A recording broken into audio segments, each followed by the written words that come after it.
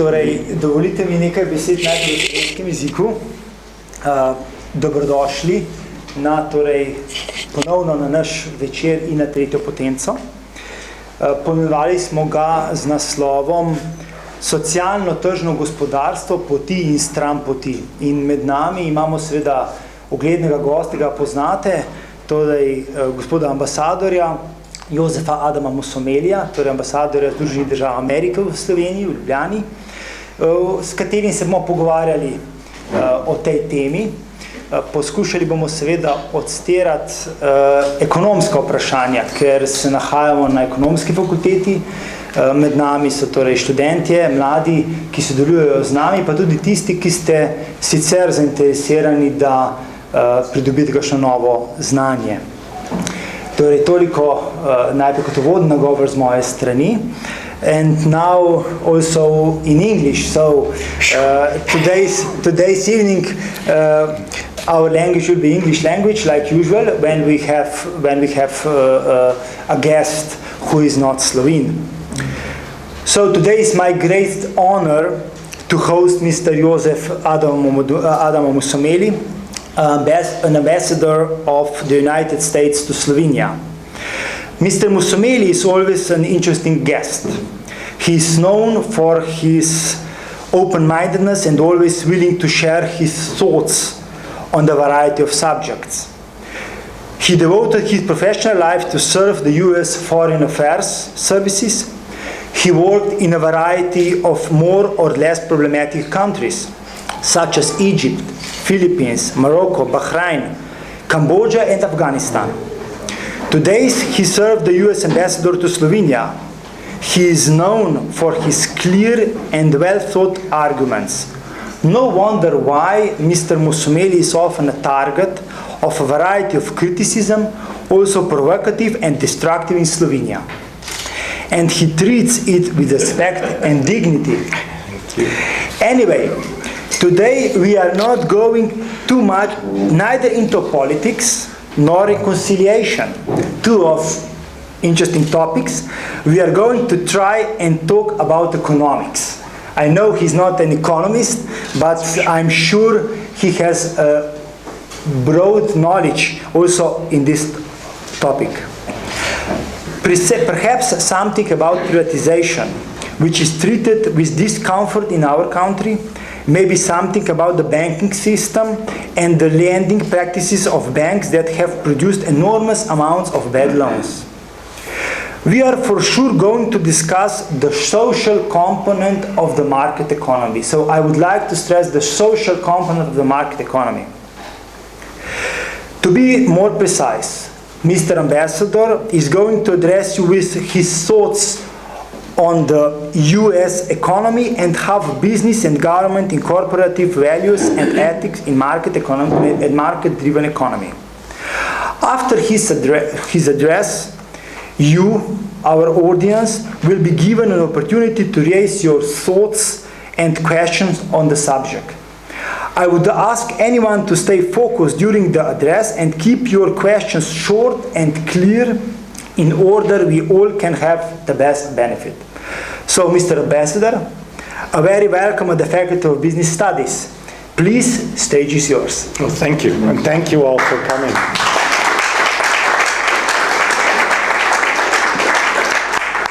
You shouldn't applaud till you hear what I say. You may want to boo instead. We should hear first. Yeah. But thank you very much for inviting me, especially at this very interesting time in Slovene history. It seems that during my time here, Slovenes have really taken to heart the old Chinese curse about may you live in interesting times. It's when I took this job, I never thought it would be interesting at all. It was supposed to be relaxing. And my God, Cambodia and Afghanistan were more relaxing. I've not even been here 4 years, and like all of us here, we'll be having our fourth Slovene government in less than 4 years. It's remarkable. It's like you're in competition with the Italians or something. don't, this is off the record, right?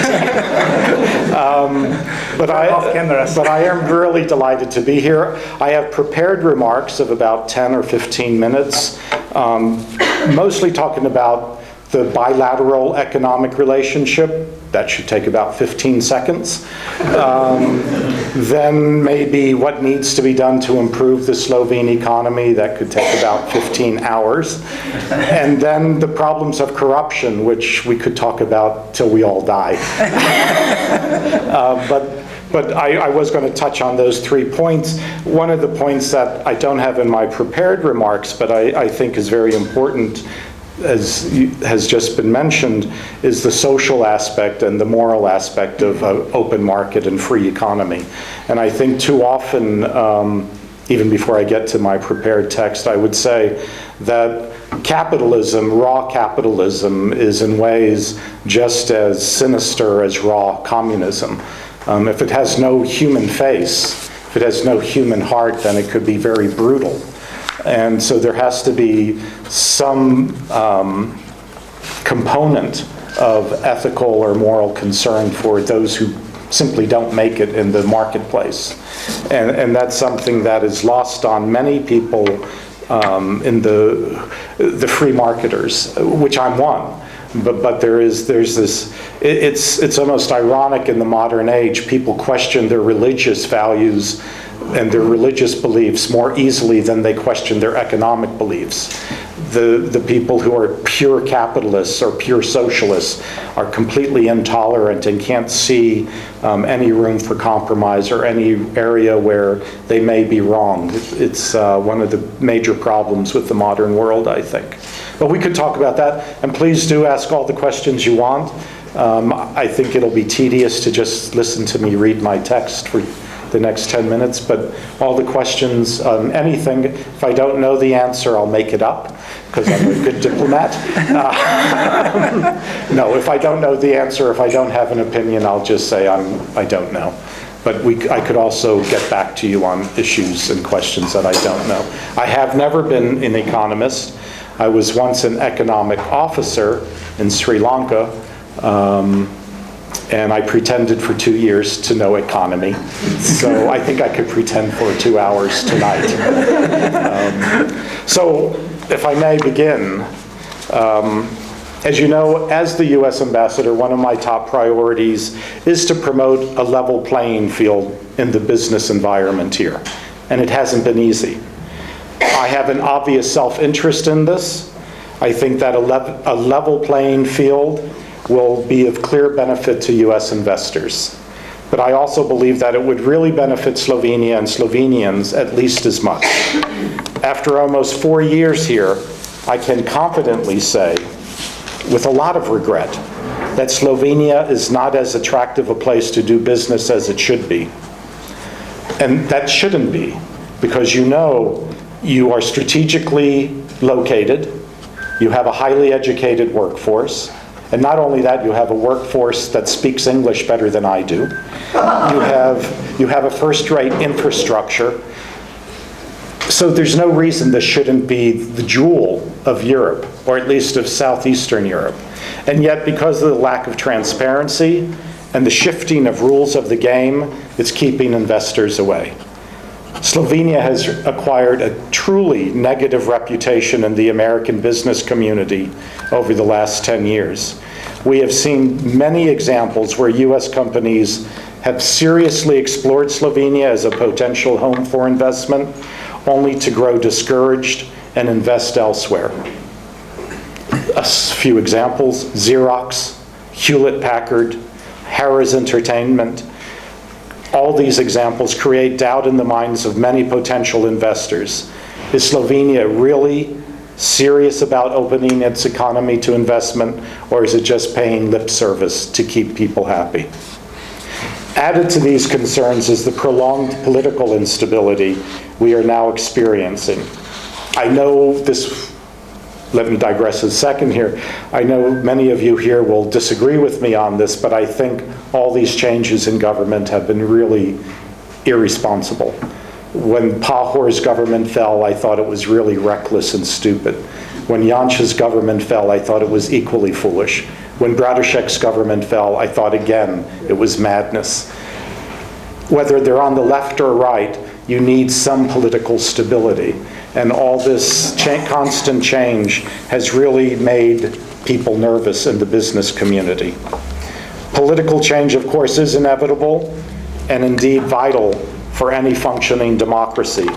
My own government, which I'm always ashamed of, has often fallen victim to bickering and deadlock, nearly missing a catastrophic default on our national debt just a few months ago.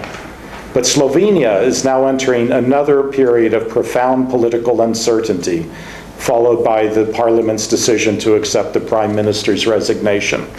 And to be very honest, if I thought early elections would resolve anything, it would be worth the pain. It would be worth the instability. But almost every scenario that we come up with in the embassy, at least, doesn't resolve the situation. After elections, the situation may be just as chaotic, just as confusing, just as contentious as before. And that's the problem. As political leaders debate their next steps, a long to-do list of economic reforms continues to require serious attention in order to help Slovenia maintain a more positive economic trajectory over the next few years. Fueled by growth in key export markets like Germany, there's an indication that your economy is starting to climb out of recession. But to maintain this and accelerate it, this growth, we hope leaders will seize every opportunity to stabilize, really stabilize the banking sector, which has not been done yet, rein in public spending, which has not really been done yet, and privatize state-owned enterprises in a transparent, rational way, which has certainly not been done yet. Every political leader on the left and the right know this recipe for economic recovery, and if they wanted to, they could collectively find the courage to make the hard and necessary conditions to create this environment.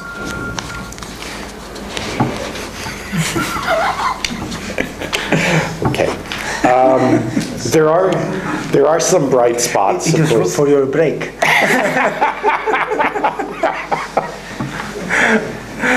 I'll take a sip of water. Yes.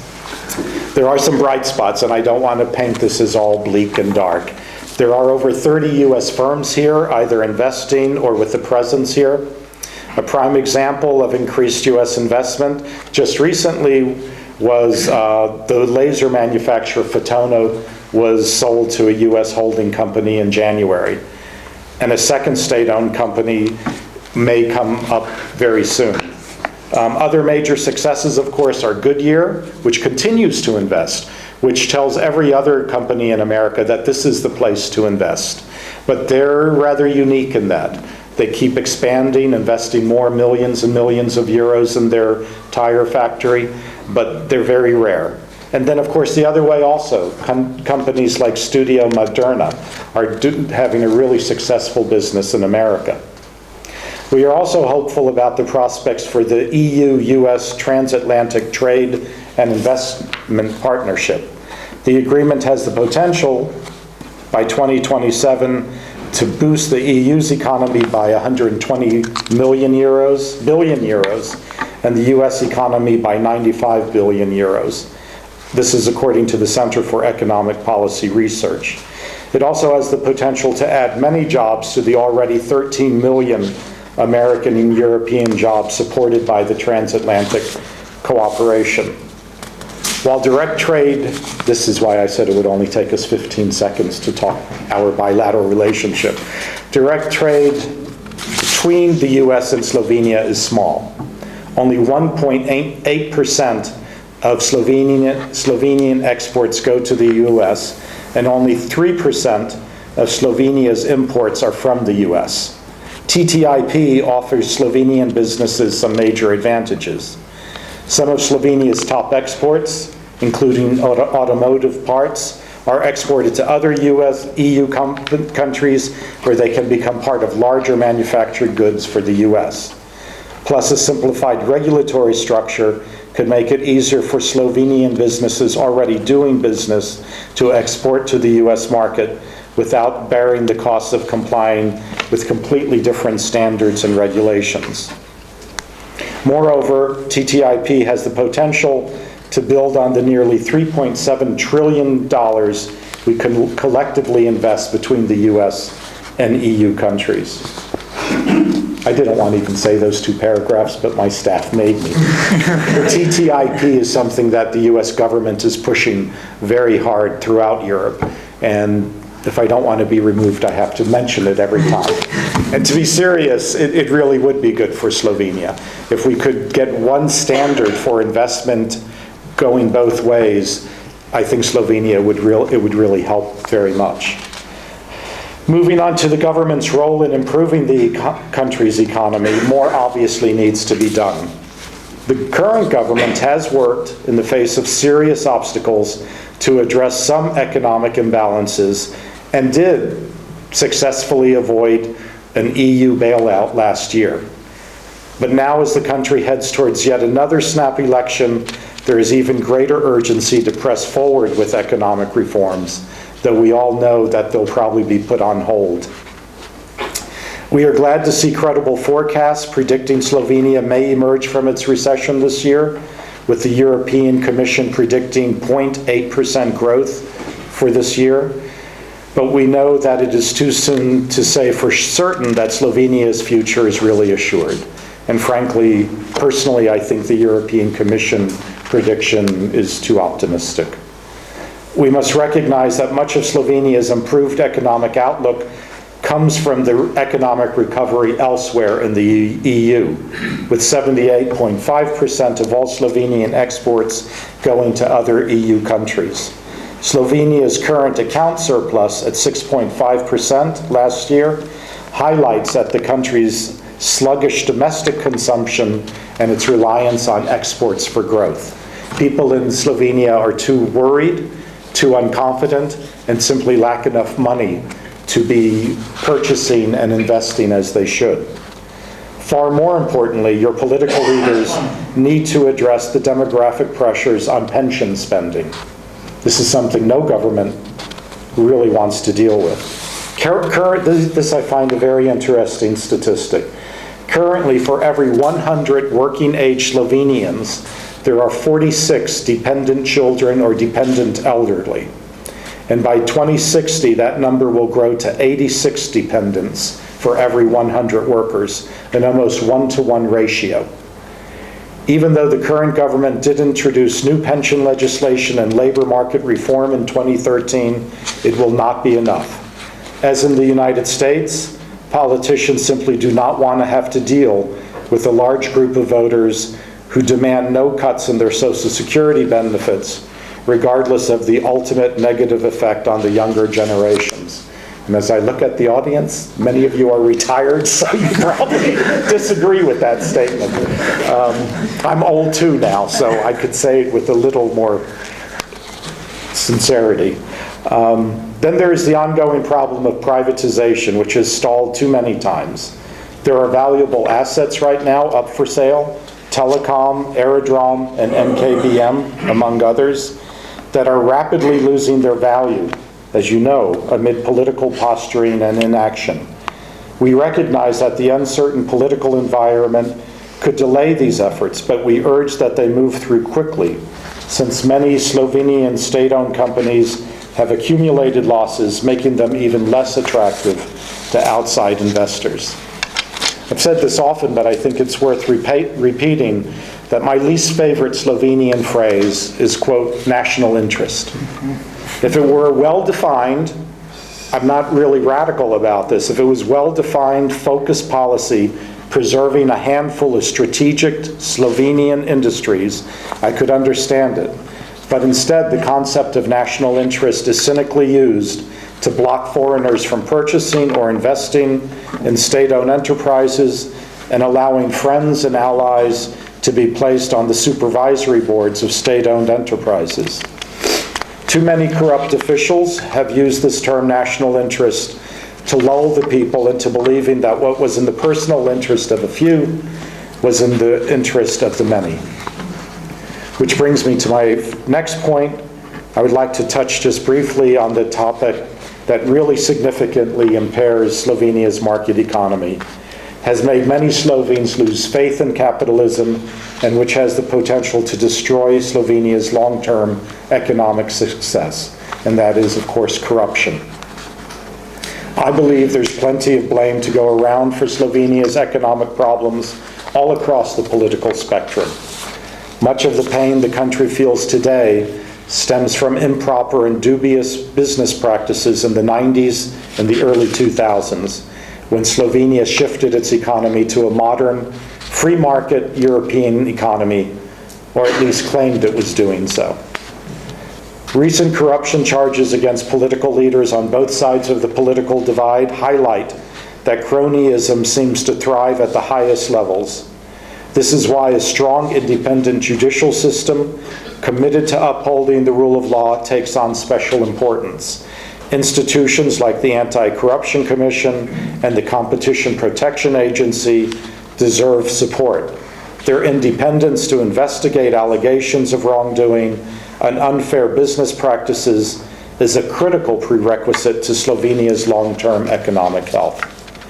As you probably know, the government's plan for privatizing several state-owned firms means that private firms will be negotiating for multi-billion-dollar deals with your government. A lot is at stake for the people of Slovenia if these deals do not adhere to a fair and transparent process, not only for all of you, but more importantly for future generations of Slovenians. Finally, just a brief word on business ethics. I would urge everyone not to stand idle when you see counterparts or leaders seek to evade them. A society which makes exceptions for some cannot long remain economically dynamic and politically stable. It is especially important, especially difficult, to uphold ethical leadership during tough economic times. During such times, it is too easy for us to make exceptions and cut corners for ourselves and our friends and relatives. This lack of respect for law has a pernicious effect on our societies, which can set us on a path from which it is difficult to turn back. It may sound crass, but I need to point out the simple profit incentive. Simply put, ethical leadership is good for business. When we, the US government and embassy, speak with potential investors about Slovenia, we are always asked about the country's commitment to the rule of law and transparency. In today's global economy, most investors demand a genuine commitment to a strong code of ethics as a baseline for investment. I think of this, it's a stupid term I made up, but I think of it as the nation's GEP, gross ethical product. This GEP, although an intangible, is a concrete indicator of what investments are sound and likely to be profitable. And without a strong GEP, foreign investors will go elsewhere to invest their money.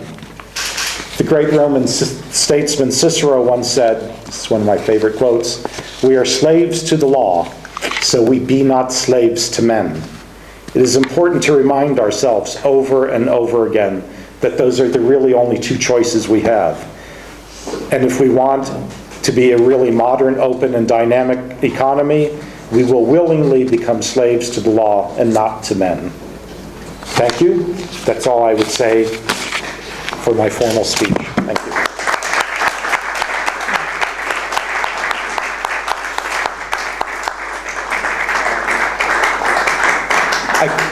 I guess I could, before we even ask the question, since on the corruption issue, I think I would add just two things. People say that it's hard to change. From my experience in my career, one of the best examples of change is Singapore. Before most of you were born in the 1960s, Singapore had one of the most corrupt societies in the world. And yet, by the 1980s, they had turned it completely around by developing such an open and transparent economic system, by giving people good pay, and by punishing all those who transgressed, whether they were, regardless of where they were on the political spectrum. In a mere one generation, they became perhaps the most honest and open place to do business in Asia. The other thing I would say about corruption is to quote Bertrand Russell. He was once asked to conjugate the verb the irregular verb to be firm, and he said, I am firm, you are stubborn, they are pig-headed idiots. And that's the way we see corruption, because we don't see it when it's us. We think of us as just taking care of people who we love and have helped us out. And when it's our friends, if it's you, you're maybe doing something slightly wrong, but we understand because you're our pal and we know what you've gone through. But if it's some other person on the other side of the political spectrum, then of course that's the real corruption. And that's the problem for all of our countries. We refuse, or as humans, it's very hard to see corruption as something that actually is within those who we love.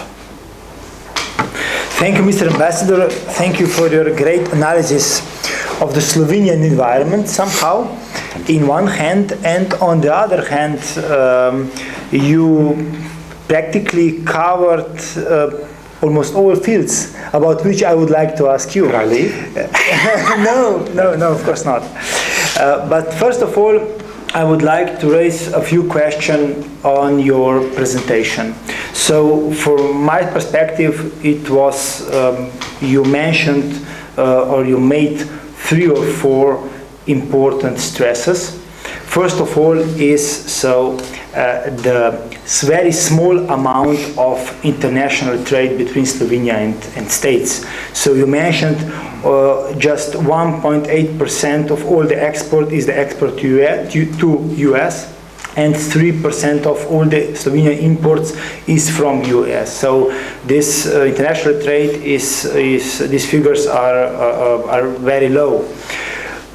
Do you think that Slovenia is having an appropriate products? You mentioned we have knowledge, but which products, which field of can be the right one for international cooperation? So you mentioned Goodyear. We know Steklarna Rogaška was sold to UK and American funds. Some European funds bought NKBM. On the other hand, the manager from Russia, the owners from Russia are coming to Slovenia. So VBS, so one bank was sold to Sberbank, and so on. So, on your opinion, which area can be interesting for investors? I think but let's put aside our habits, ethics, and the lack of ethics, and so just on. What would be attractive if everything were ideal. I'll tell you things that won't be. First, banks. I think that American banks in general don't want to come this far afield, even if they were great banks, which they're not. But even if they were, I think looking to Austria or Germany or elsewhere is much better. The same with things like Mercator, grocery stores and that sort of thing. It's unlikely for American companies to be focused on that. On the other hand, high-tech companies, and you have some going the other way too, like Collector and companies like that, because Slovenians have, and I don't want to praise you too highly, but because Slovenians are very talented and have high IQs, and they're really good at engineering and software and computers, things like that. There's all these niche companies in Slovenia that are really dynamic and innovative, like Fotona and others, that are extraordinarily attractive. But are they prepared to cooperate with foreign companies? Usually I have an impression that people are afraid of people from outside Europe. Yes and no, and certainly it makes sense that you would be more comfortable with Europeans.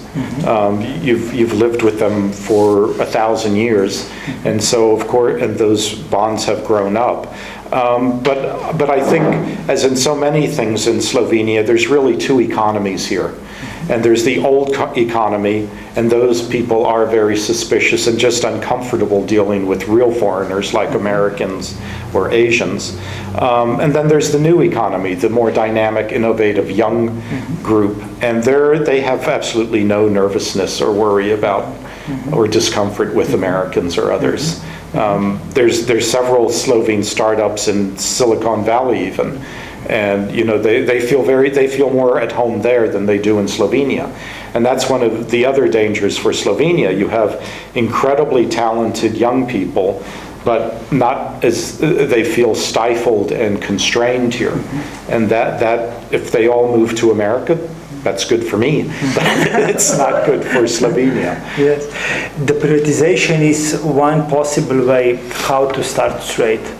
But do you believe Slovenian government to go few steps further to privatize the companies which are on the list of those companies which should be sold? Their heart is not in it. And frankly, I'm not even sure if the right-wing governments were that enthusiastic about genuine, full-scale privatization, although they were more so.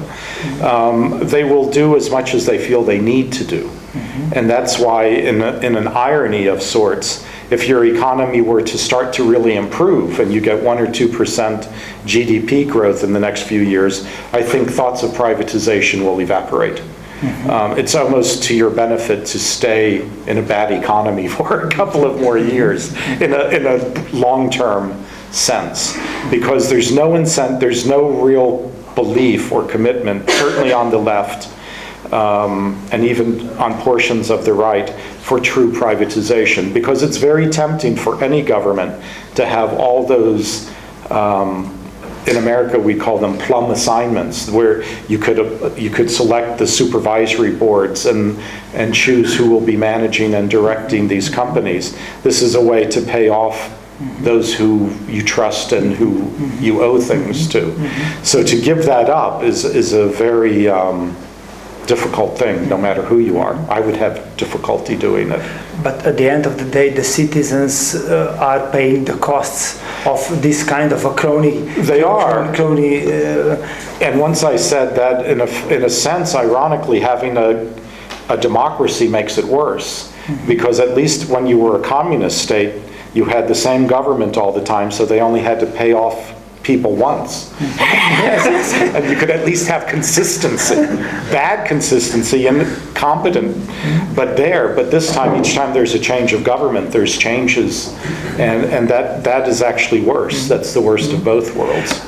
But the need for additional money to come into the budget is into the contradiction of privatizing something. That's why they're doing it. At the end, there is a national interest. You mentioned national interest. How would you describe the national interest, not in Slovenia, but what should be the national interest? I think, not to sound too much like a Jeffersonian, but the national interest is always the general welfare of the people. Whatever would be best for the most number of people. And in this case, privatization, where you don't want to do a massive privatization where selling everything, that sort of thing would be damaging to the people. But if you had started off in 1993 or 94 in a very methodical way, by now everything would be privatized, but you would have assurances that the foreign companies would not be leaving Slovenia. They would be investing more in Slovenia. You would be like, in my view, the Singapore of Southeast Europe. You would have very low unemployment and a very dynamic economy. But that isn't what happened, because there is a legitimate fear that being so, and I sympathize with this, when you're this small, you don't want these monster companies coming in and just like locusts destroying your country. But there's a way of taming those locusts, and there were ways of, but what you had instead were homegrown locusts who took over the companies and destroyed them. But from my perspective, Slovenia is too small for the big, or for really big international companies to come. Slovenian companies are more useful for those, bigger, so to become a part of international companies, such as the part of a Goodyear or something. So to have a certain office here and be one brick in the wall. That's true. I mean, they would be subsidiaries of other companies, but some of your companies are very dynamic and could actually grow and be much bigger, especially in the high-tech area, I think. And if you look at Singapore, they don't have much of a bigger population, and they have smaller geographic location, and they didn't have all the advantages you have at that time. And in Singapore, I don't know the number, but it's thousands and thousands of American companies there, either with investments or at least with presence. So the level of ethical behavior is also the problem not only in Slovenia but the bigger part in the Eastern Europe. Yeah. Probably because of one of the reasons could be also the past political system or the lack of the good behavior. You mentioned the GEP, so gross ethical product.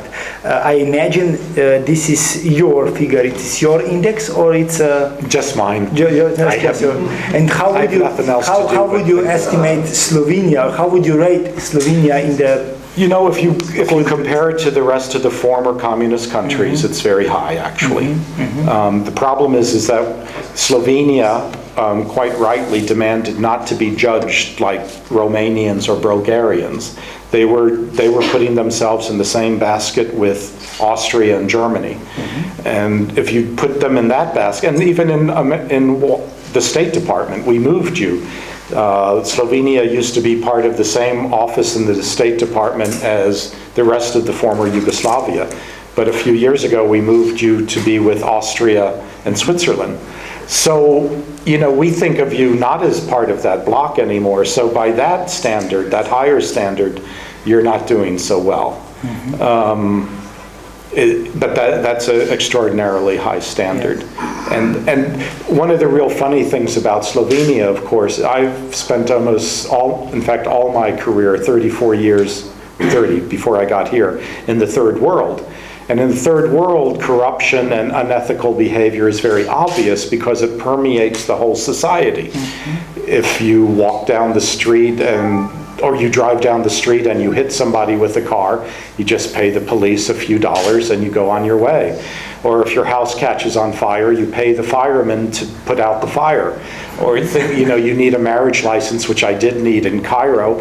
I had to pay like $400. My wife is still regretting I paid that money. But here the problem is there's no real petty corruption, or very less petty corruption in Slovenia than in America. Slovene police, firemen, doctors, lawyers generally are very honest. The average Slovene almost does a disservice by being so honest because it makes everyone think there's no corruption. And it's not till you get to the higher levels, and then even there, it's not blatant exchanging of money, it's more systemic corruption where you take care of those who are of like political mind or that you know intimately. And so the corruption's of a completely different sort, and it's in a sense it's harder to fight because it's not blatant generally. Okay, so these were the questions compared with your presentation. The next one will be more, let's say, so theoretical, but I don't expect a theoretical answer. I would like to hear your experiences. What do you think about which are the preconditions for the creativity and richness to evolve? Is it individual freedom? Freedom of religion, the rule of law, freedom of speech? How would you assess the level of liberties in Slovenia? So I don't want to discuss now about socialism, liberalism, and so on, but I just want to assess the level of liberties. So the free to speak, free to come together, free to raise your child in a certain way, and so on. So. Again, given my experience, I think Slovenia is quite high on all those lists. Room for improvement in all of them, but that's true of America as well. I think what's lacking, and frankly, what I think has eroded in Slovenia over the last 10 years is the rule of law. And that, whether you're a socialist country or capitalist country, whether you're whatever you are, the rule of law is really the fundament of a civilized modern society. If you don't have that, then everything else crumbles. You could actually do easier without freedom of speech or freedom of religion than you can without the rule of law. And that, I think, has eroded, partially because of all the media attention to corruption and the actual corruption there is at high levels, but also because of a certain cynicism that has sort of grown within the Slovene population. And really, confidence in the rule of law is the most crucial thing. And if people lose their confidence or faith in judicial systems and political institutions, then everything else starts to unravel. And so that is my fear. It's still reasonably high by world standards, but I see it on a trajectory that's on a decline rather than incline. Can we somehow combine the rule of law as something normative, so the legislation on one side and the people's insight, so that if I would like to be fair, to be just, this is also quite important. So both sides are important. So the legislation on one hand, and not just education, but also how the parents treating the children. So this. Well, you know, that was always one of my surprises in Slovenia. I said this in my 4th of July speech last year, the 9 things I learned about Slovenians. One of the things I was really worried about coming to Slovenia was how you would treat your children. Because I know this shows how ignorant Americans are, because I knew you liked dogs. And the other neighbors next to you, like Austrians and others, who like dogs, are not so friendly to children. So I thought, oh my God, what if the Slovenes are like the Austrians and love their dogs more than their children? So it was a pleasant surprise that you love your children as much as your dogs. It's a little bit rude comparison, but no, but you know, and you could go into restaurants in Austria with your dog, but not your children. Some of them.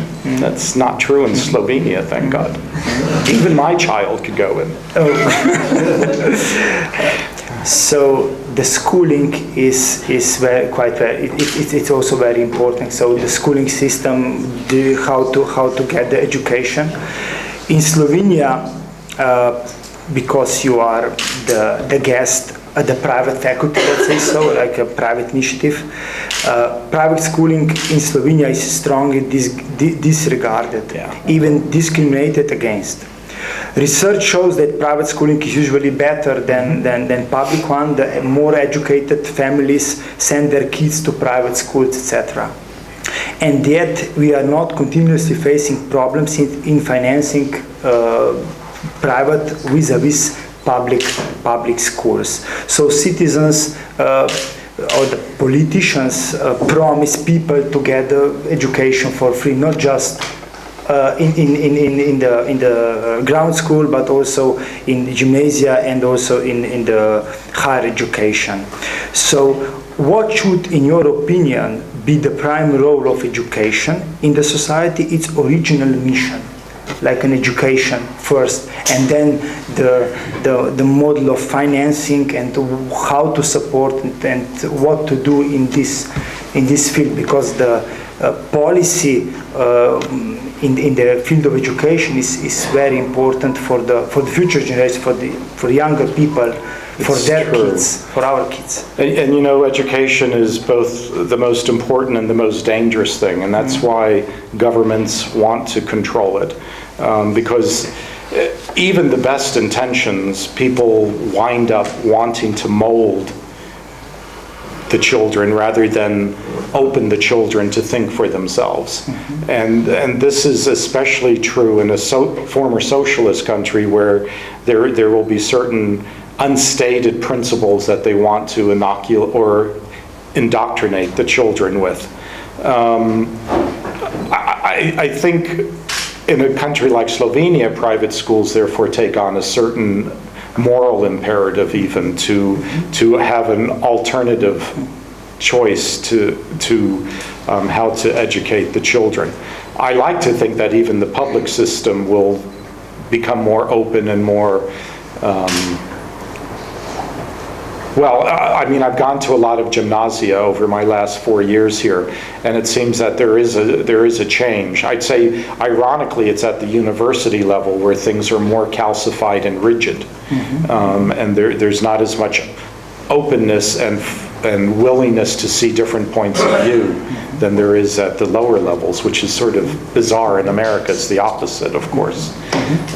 So you can say, or you would say that to allow private schools to have certain deters in the program, this is good or not? It is. It's useful. I think it's very useful. Of course, as an American, I'm being hypocritical by saying that, because especially for religious institutions, we have our First Amendment prohibitions. So in America, actually Slovenian religious schools are better off than the ones in America, because here you at least get some financing and funding from the state. The tuition and such. In America, that would be ruled unconstitutional. I disagree with the Supreme Court on this, but that's the.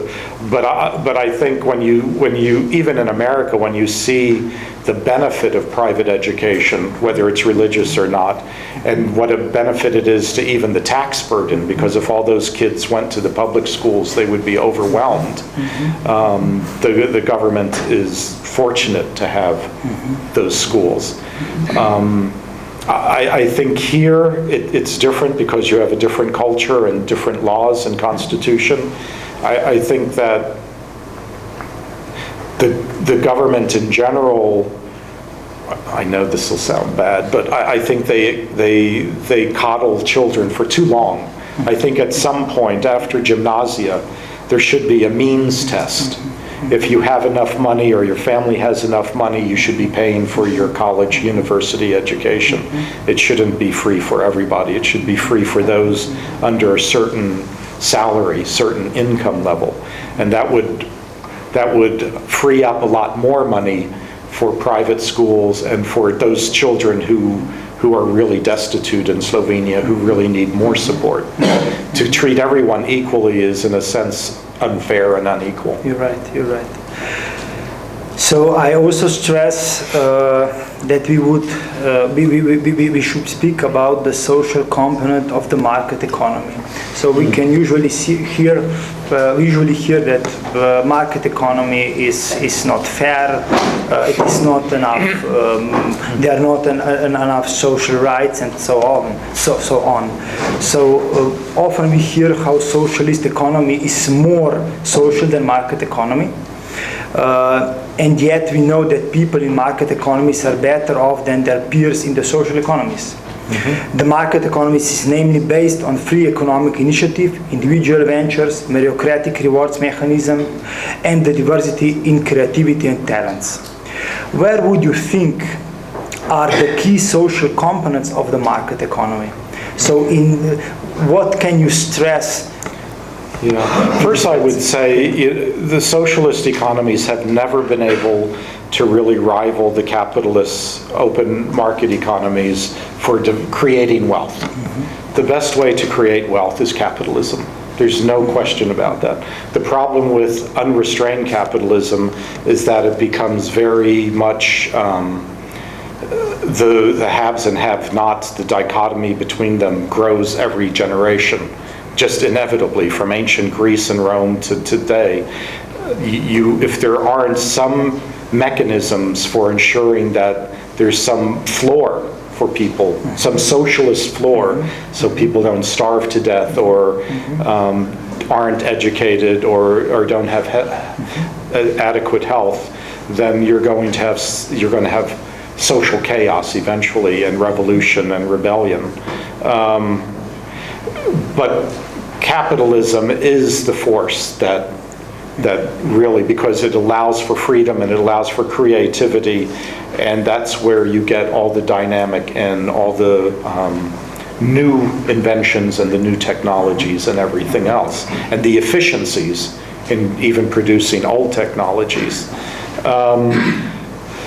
So, I just finished a book on FDR a couple of weeks ago, and, I think though people in America think he was wrong in many ways, I think his sense that you have to leave, you can't, the flaws of capitalism should not be fixed by killing capitalism, but by making capitalism have a human dimension to it.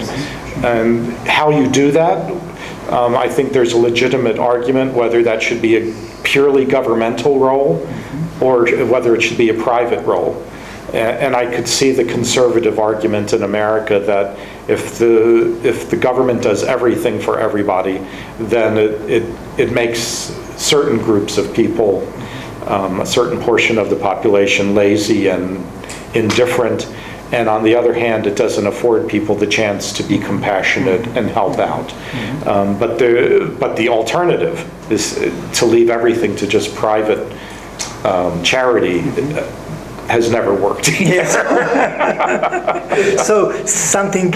Some sort of mix. A mix, yes. But here's a good example from my experience, and why I sympathize with the conservatives.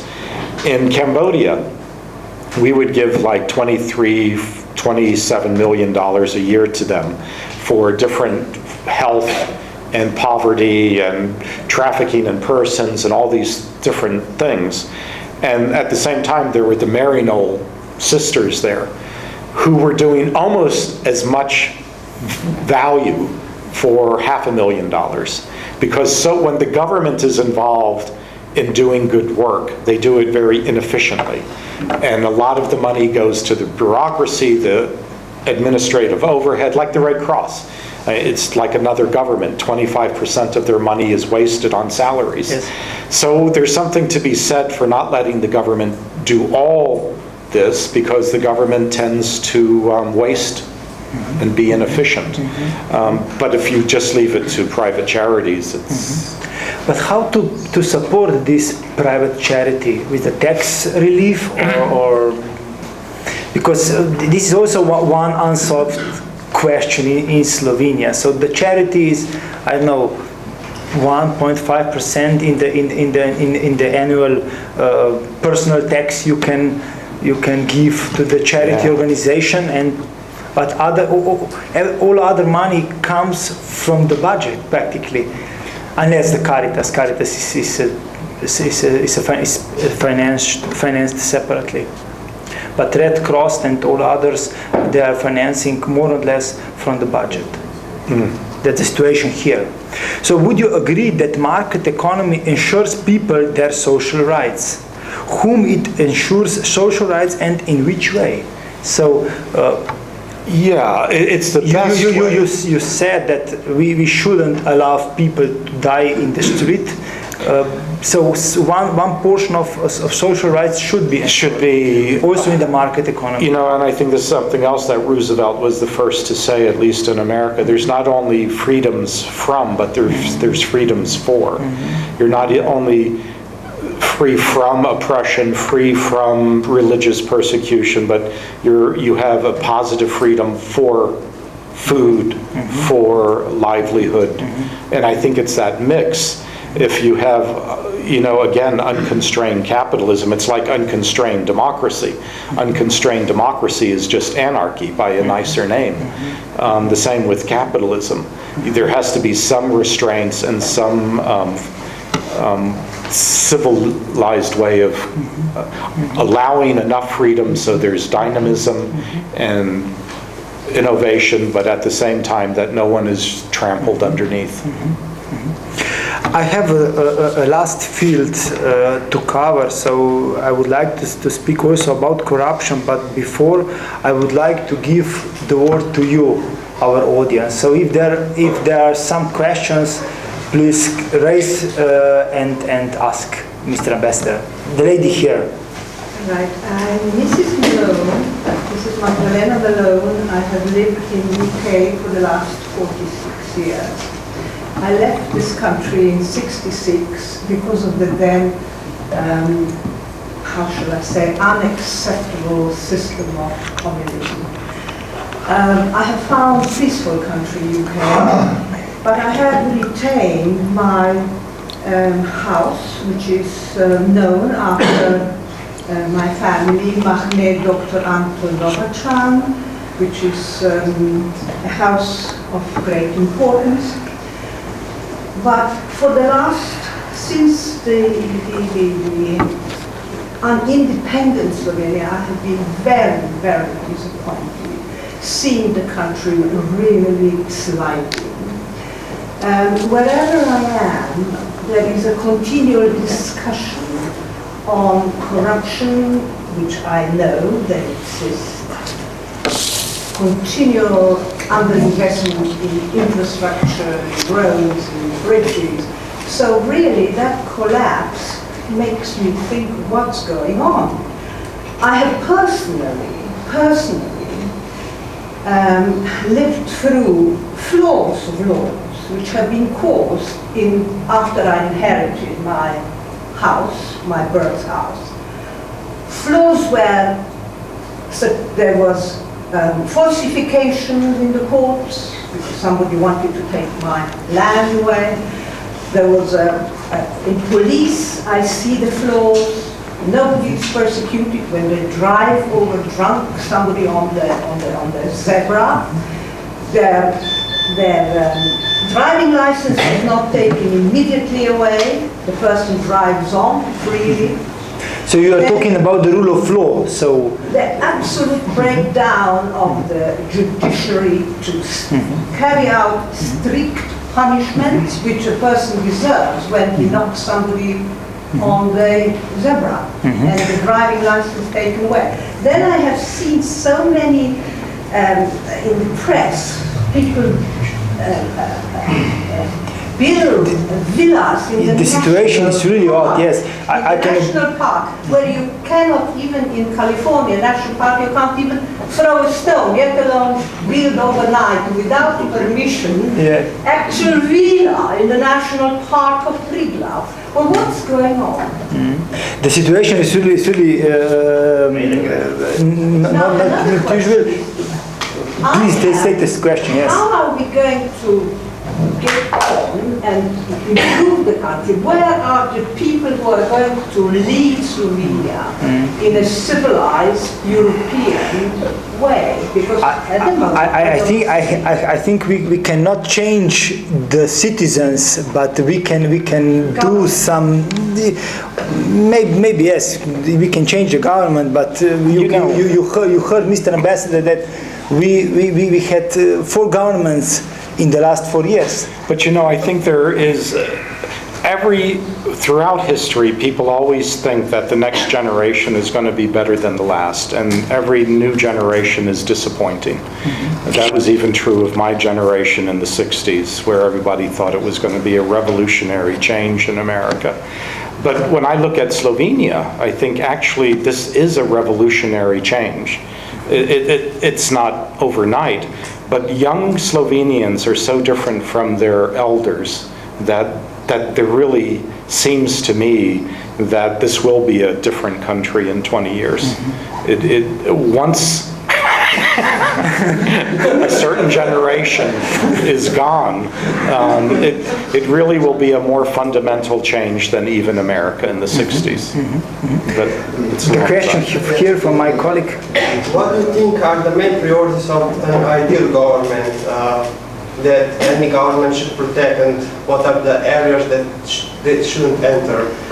We can see the trend about the expanding of government all over the world. Can a democracy over time becomes a tyranny of people and destroy itself? And is today's political system still the same as your founding fathers imagined it? This is just my personal view, and I'm very contradictory in my views on these things. On political rights, I'm an extreme libertarian, and on social rights, I'm almost a socialist. I think that on political rights, there's been encroachment even in America on people's privacy, on people's freedom of thought and people's freedom of religion and so forth. I think that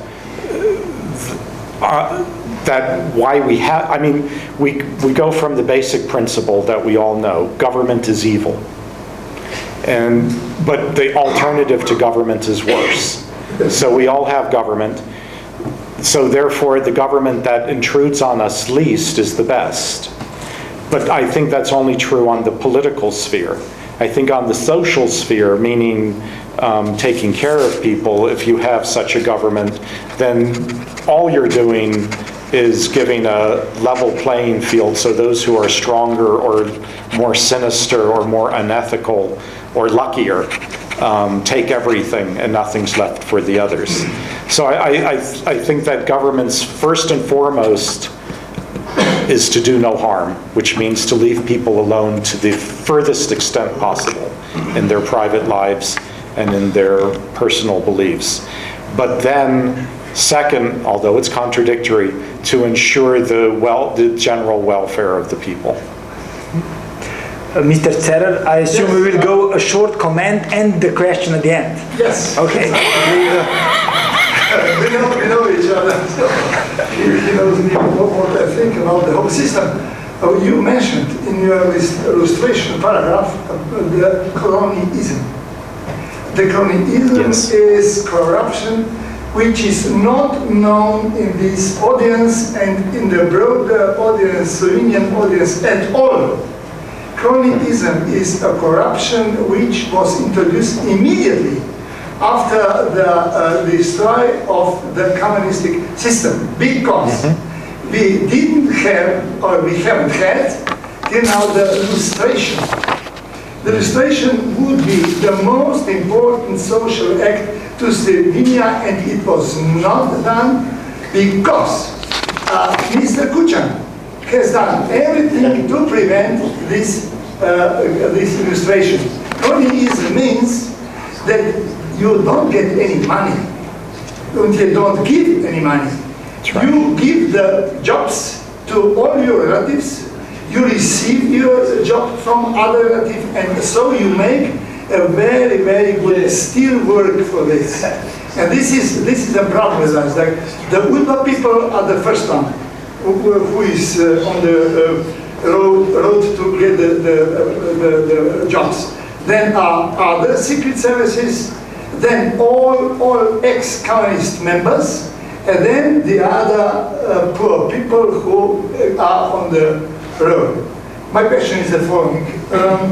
What do you mean should we do as soon as possible illustration? I know very well the Czech system of illustration, which is still now working very, very well, and is one of the reasons for their big economic, moral, social success. I have to be honest on this. I think if there was going to be illustration, it had to be when you got your independence. Yes, 1991. I disagree. I think now it would create such controversy and such dissension in your country. Your society, which is already so terribly divided, would just tear apart. But how to prevent the cronyism? But I have a friend. But I agree with everything you say, sir, except I would add that there's cronyism also on the right to some extent. Not to the same depth, not to the same extent, but people take care of their own. That's right. But you must do everything to cut off these networks, because the network is problem. And as soon as you have, it is like an illness. The society is very, very ill when they get the cronyism. Okay. Nothing to add? So the friend here. My question is, can privatization solve some of these problems?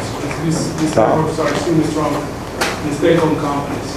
Well, that's certainly true. Privatization executes what can these old networks do?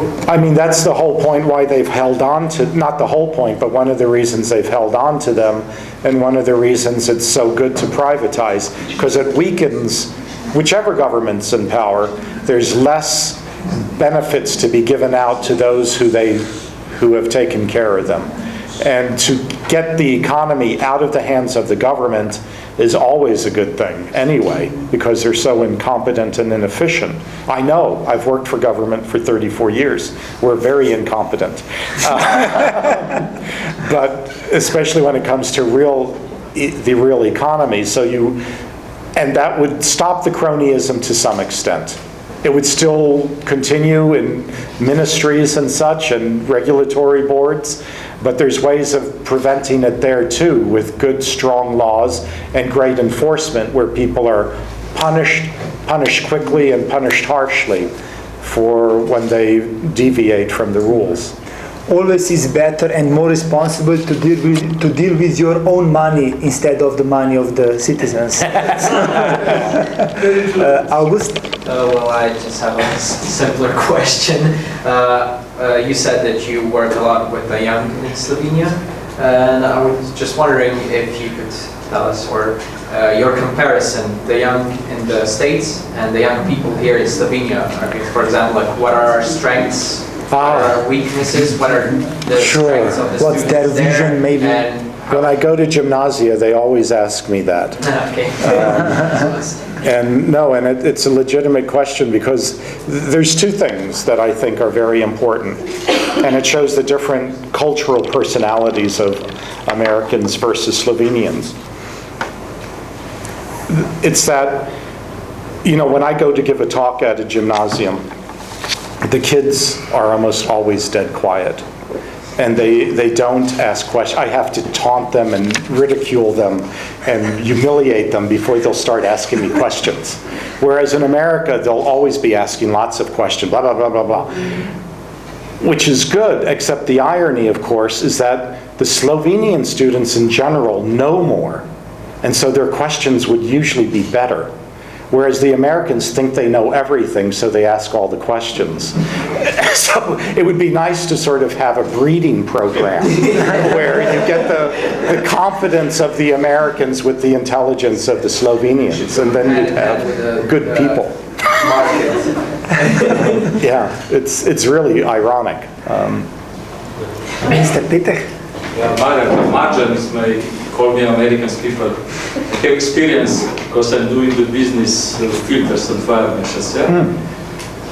So just remember that we start a huge business with American people since 1992. It was very funny when the first American coming to Slovenia, because they would like to see who we are, if we are producing. The first man who is coming to the airport, you mentioned aerodrome to be privatized. Yeah. His question was, the first question, is this private aerodrome? Because it's very small, like. For private jets. For private jets, yes. The second question, what to do with the border with Bosnia? I mentioned we put another state. Good plan. I would say that American do the business, it's quite simple if you know your business, yeah? Everything is there huge. Yeah. Enormous for Slovenia, or any production, yeah? Until we have been competitive with our labor cost, with the cheap material from Eastern Socialism states, Slovakia, Czech, Russian, we have progress. We have been export containers like Chinese today, yeah? But the same way, I always remember these people, I always discuss with anyone by phone, yeah? Interesting, they don't know me, I have never been in America, yeah? The first discussions or second, they ask me, Marja, what is your religion? I always say Catholic. Oh, good, you are Catholic. Impressive. Why? That's why they ask me. They need the people who trust to deal with something wrong. I always tell it what will happen. Yeah? And they always, what is important, have an answer next day. when it's coming to visit, we try with some other people in Slovakia and Czech, but we wait 1 week to have answer. You have next day, we reply. The story, nobody tells the truth in Slovenia. We have people from New York coming, big group, try to make joint venture here, 1999. You know when was Bill Clinton here? 23rd of June, yeah? 26th is coming this man, vice president of the company, with his wife, yeah? We discussed in the company of joint venture, they asked all this benefit of the labor cost was no problem, salaries, okay. What the people have, how could you fire on the employers? It's almost not possible, 6 months we need to keep them. How you not need the workers, how you not able to fire on? It's simply impossible. It is cost, how you will survive? As the government, it's government law. Every question was how much it cost, who paid the lunch, where's going these people? The restaurant, it's lunchtime. Question is also ethics. When we come into the, you know where is starting corruption also, not only this level, Slovenia. We need to ask ourselves, what is EU community? When they release not the taxes for Chinese gas, it's coming in EU. Metal products is coming. In Slovenia is a lot of metal works. Yeah? Okay, in America, it's squeezing the prices. It's okay. They always keep their words. Even we have 4 pages, even one small order. Yeah? Payment is coming. What we agreed. Perfect. So, but whenever the first case, we get prices from China. We have this price. We will give you this order margin if you accept it. Sorry, we're not in China, yeah? So immediately we are finished with the job, yeah? Especially when they change the people, yeah? So the question could be... No ethics more, no questions, what is our labor, our trusting since years. Immediately go to the others. So the question could be, are we too expensive for the American market? That's the question. So, do we have higher costs in Slovenia or? No. I have never come across a single American. Because of these social rights. I agree with half of the concern. Joseph, another story. This man is also there. We have a very cruel system. Yeah? Confirm to me, because okay, it's very difficult to fire on the men, yeah, employers. But next day, or when it's needed, you can employ again. Come to Ribnica, to the villages where you have factories. So people. That's right. You need to come. You will see. And mention Magan big. And when it's come to visit, I open one window, mountain, another window, wild animals, mountains. How can I think big? The labor costs. On the labor costs, I would say no American company has ever complained about the salaries. The Slovenian workers do get higher salaries and wages, but that has never been the impediment. The impediment has been the other part of this, the inflexibility of the labor market, not the cost of the labor market per se, but that you can't fire people. Like there's several people in my embassy I've been trying to fire for years, but I can't. It's just, and it's, that sort of thing drives American crazy. Or that if they have one job, you can't move them to another position in Slovenia. So that is one of the major, and the other thing is the red tape. If I had to say 2 things about investment here, it's the lack of flexibility in the labor market and the red tape going through your bureaucracy. And the big example we always give is Harrah's. Harrah's, the casino company, was going to invest €1 billion in Slovenia about 8-9 years ago. And they had the president of the country and the prime minister of the country and the finance minister and the econ minister all agreeing to it. But you also have to get the church to agree and the mayors to agree and the environmental groups to agree and the trade unions to agree. So you lost €1 billion because of all the red tape and all the different interest groups that have to be... You need a place where you just go one place and that's... You deal with one entity. Mitja? Yes, Mr. Investor, Actually, you mentioned the famous words of Cicero about we should all be subjected to the rule of law, not to the rule of man. But at the end of the day, we are all actually subjected to the rule of man, no matter what we think about the laws, because it's people who are deciding about all the laws, aren't they? Especially on one hand, the judiciary, which is explaining the law and the legislative framework, and on the other side, the process which ensures the rule-making mechanisms.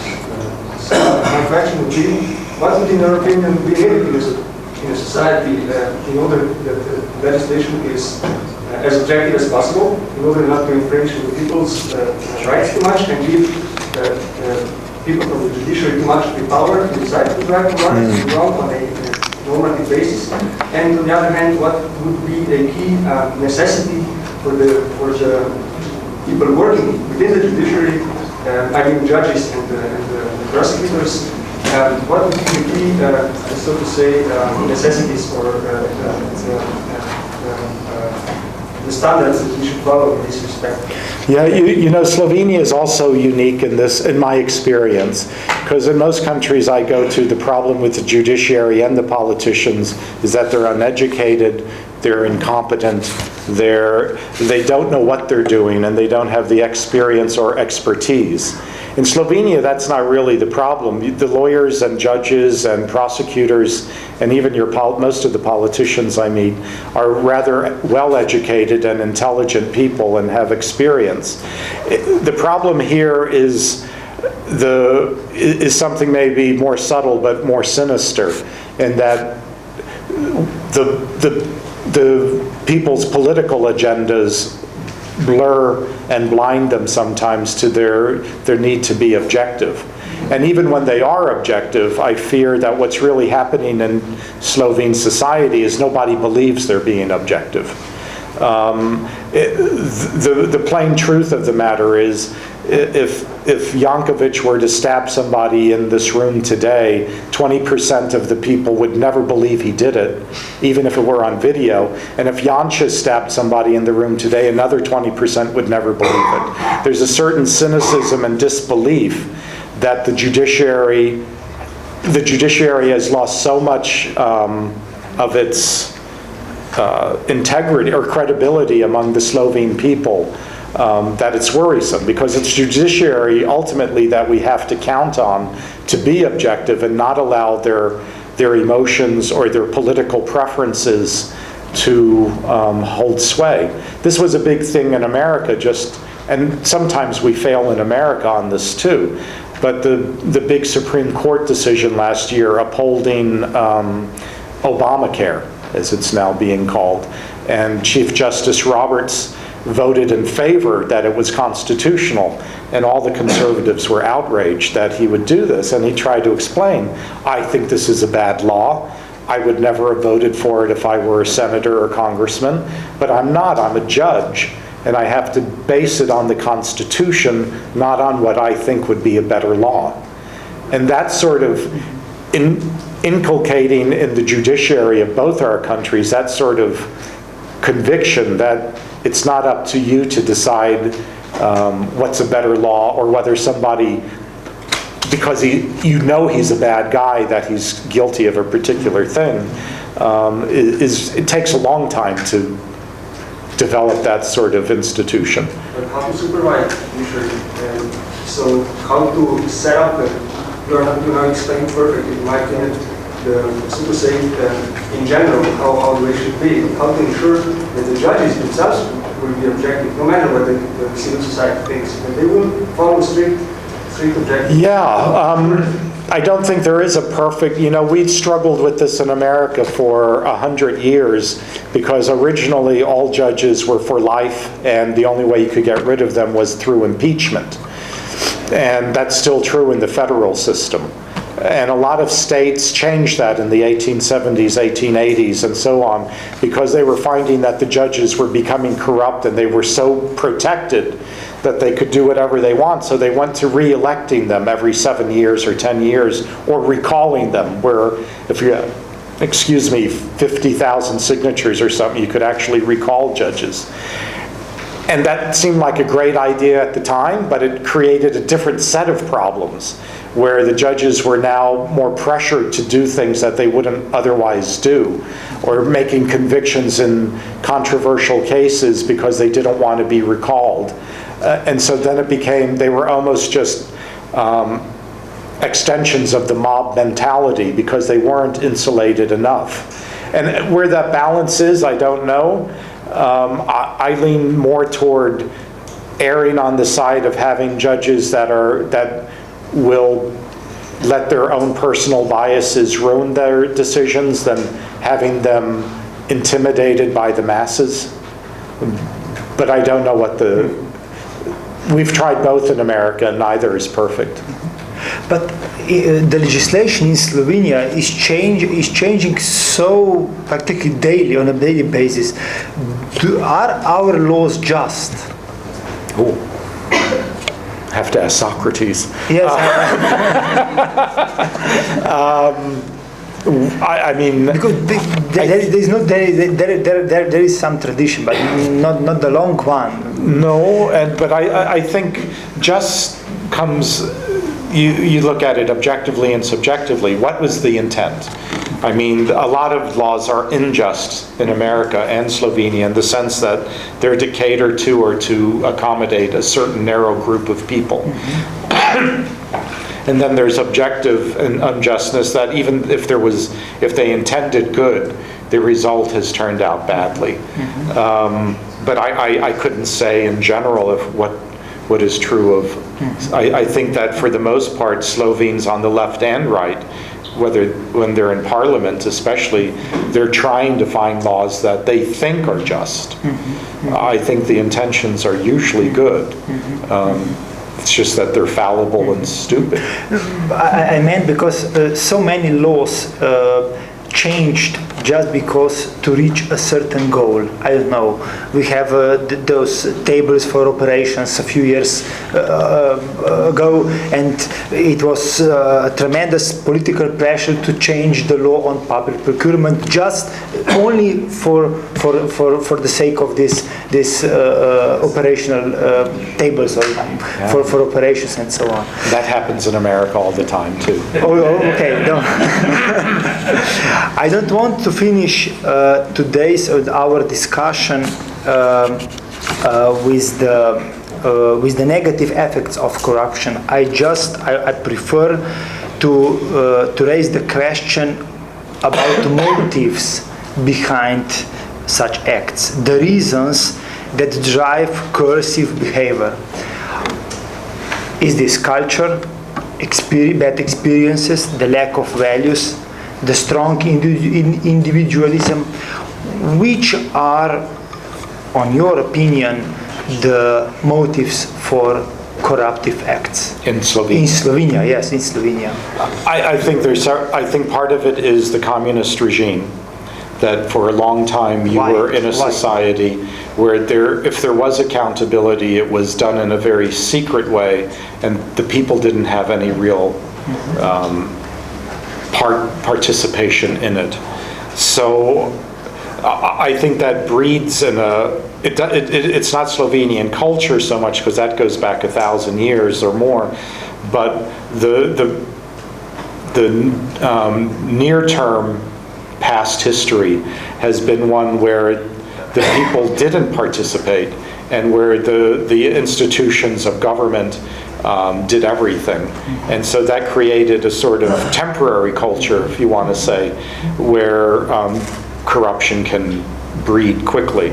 I think beyond that, I think also you have to remember that you're very young people. I mean, you're only 23, 24 years old, and that's not very old to develop the institutions of a modern-day democracy. It took us at least 150 years, closer to 200, and we're still ironing out wrinkles in how our government should operate. 24 years is simply too short a period with not having had, at least the Americans had 100 years or more of self-government before they became the United States of America. You didn't have that. And those things have to grow slowly. So I think that's another problem. You have to just be more patient with yourselves. And beyond that, I think the size of the country is a serious problem. I think that... We know each other. Yeah, and for the good or bad. I mean, you're more like a city in America. And where is the corruption in America? It's not on the federal government level so much. It's in the cities. Because people need to do favors for each other. People know each other. And you know, you have Mayor Daley in Chicago or something like that, or Yui Long somewhere in the South, and you're taking care of people. It's a smaller number. Everyone knows you, or you know everyone. You know who your enemies are, and who your friends are, and that sort. Ironically, the smallness of the country, I think, breeds that sort of institutional corruption. Systemic corruption rather than the exchanging of money and things like that. Yes, I can agree with you. Those, I think, are actually, I think the moral, from my take on Slovenians at least, is that they're extraordinarily moral. That isn't the issue. I think their values as a people, even though they're divided politically and ideologically, So I think they actually share many common values. So you can say that we have a kind of a right measure to measure the degree of criminalized acts in Slovenia. So we know what is a corruption, what is a criminal. Unless it's a friend. And then it goes back to what I said about Bertrand Russell. Our friends are never corrupt. It's always the other guys. Okay. And just the last question from my side to maybe to finish in a more positive way. So, what would you suggest younger generation to do? Move to America. No, joking. Brain drain. So, what can you put on their hearts to do, to be more initiative, more productive, in your words, please? I think you all need to listen respectfully to your elders and not pay attention to what they say. I think it's very important to be respectful and also disobedient. I think that I really do have hope for this latest generation of Slovenians, because they're not trapped in the same way in the history of the past as the older generations. And they really have an opportunity to create a new Slovenia, a really new entity and culture and consciousness. So I don't think they could ever break from the past because they're raised by those who lived in the past. But I think because of their outward look, even 10 years ago, Ambassador Young, my good friend, always said that Slovenians were very introverted, not only in how they dealt with people, but they always looked inwardly, and they didn't look out to the rest of the world. And that has changed in the last 10 years pretty profoundly. And I think they don't need advice from me. It's going to be a more dynamic and open society. Thank you. Mr. Mussomeli, thank you for your opinion.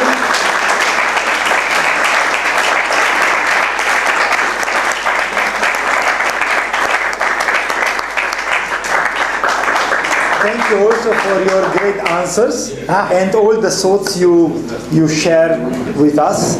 Hvala tudi vam, da ste se udeležili na to lepo popoldne tega večera in tudi s tem pokazali podporo tistemu, kar delamo na Fakulteti za poslovne vede. Vabim vas še na pogovor eden z drugim v sosednji prostor in vidimo se kmalu. Nasvidenje.